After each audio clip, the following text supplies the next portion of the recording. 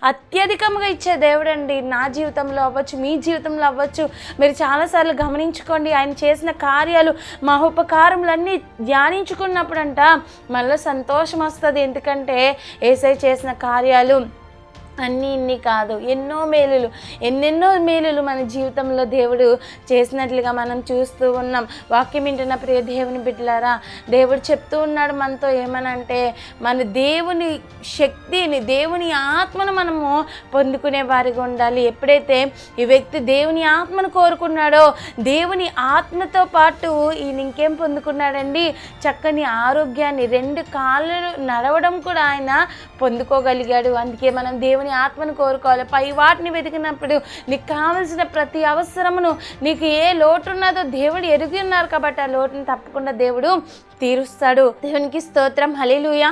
అందుకే మనం అందరం కూడా ఏం చేయాలంటే దేవుని ఆత్మను కోరుకుని ఉండాలి. మరి దేవుని ఆత్మ, ఎంతమంది అయితే దేవుని ఆత్మ చేత నడిపింపబడుతారో వారందరూ దేవుని యొక్క కుమారులై ఉన్నారని కూడా వాక్యం సెలవిస్తుంది. అలాగే రాయబడి ఉంది ఏమనంటే, ప్రభువైన క్రీస్తు నామమునను మన దేవుని ఆత్మయందును మీరు కడగబడి పరిశుద్ధపరచబడిన వారే నీతిమంతులుగా తీర్చబడి ఉన్నారు అని దేవుని వాక్యం సెలవిస్తుంది. మనం దేవుని ఆత్మ చేత మనం అందరం కూడా ఏమవుతామండి, నీతిమంతులుగా తీర్చబడతాము. కాబట్టి మనం అందరం కూడా ఏం చేయాలంటే చక్కగా దేవుని ఆత్మను పొందుకున్న వారిగా ఉండాలి. దేవుని ఆత్మ నడిపింపు మనం అందరం కూడా కలిగి ఉండాలని దేవుని వాక్యం సెలవిస్తుంది.